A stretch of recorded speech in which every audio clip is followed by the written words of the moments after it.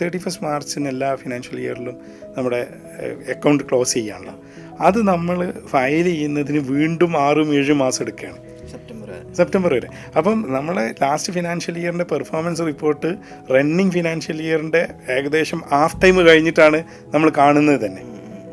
അത് കുറച്ചും കൂടി ഏർലി ആക്കിയാൽ, അല്ലെങ്കിൽ റണ്ണിങ് ഫിനാൻഷ്യൽ ഇയറിൽ ഇൻ്ററിം റിപ്പോർട്ട്സ് എടുത്താൽ, ഈ റിപ്പോർട്ട്സുകൾ എടുക്കുക എന്ന് പറയുന്നത് സെയിൽസ് എക്സ്പെൻസ്.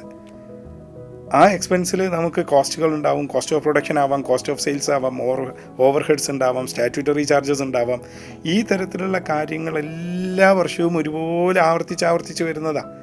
പക്ഷെ നമ്മുടെ പ്രോബ്ലം ഈ പറയുന്ന ഫൈനാൻഷ്യൽ സ്റ്റേറ്റ്മെൻറ്റ്സോ അല്ലെങ്കിൽ റിപ്പോർട്ടിങ്ങോ കറക്റ്റ് സമയത്ത് എടുക്കാത്തത് കൊണ്ടാവും പല ട്രേഡേഴ്സിൻ്റെയും മാർക്കറ്റിലുള്ള അവർക്ക് കിട്ടാനുള്ള പൈസയുടെ ആ ഇൻഫർമേഷൻസ് കറക്റ്റ് ഉണ്ടാവില്ല. കൊടുക്കാനുള്ള പൈസകൾ കറക്റ്റ് സമയത്ത് കൊടുക്കാത്തതിൻ്റെയോ സാലറി കൊടുക്കാനാകുമ്പോൾ നമ്മൾ ശ്രദ്ധിച്ചാൽ പോരെ മാർക്കറ്റിൽ നിന്ന് എത്ര പൈസ കിട്ടാനുണ്ട്. 2007 മുതൽ ഇതുവരെ എൻ്റെ ടീമിലുള്ള ഓരോരുത്തർക്കും last working day of the month, ഞങ്ങൾ 5 ഡേ വീക്കിൻ്റെ ആളുകളാണ്. സോ ലാസ്റ്റ് വർക്കിംഗ് ഡേ എന്ന് പറയുന്നത് ചിലപ്പോൾ 28-നോ 29-നോ വരും. അന്ന് ഈവനിങ് ആകുമ്പോഴേക്കും എല്ലാവരുടെ അക്കൗണ്ടിലേക്കും സാലറി ക്രെഡിറ്റ് ആവണമെന്ന് പറഞ്ഞു. അതിന് മുമ്പേ GSTയുടെ ഒരു കംപ്ലയൻസ് ഡേറ്റ് ഉണ്ടാവും, EMIs ഉണ്ടാവും. അതെല്ലാം കൃത്യമായിട്ട് പോകുന്നുണ്ടോ എന്ന് ഞാൻ നോക്കിയാൽ മതിയല്ലോ.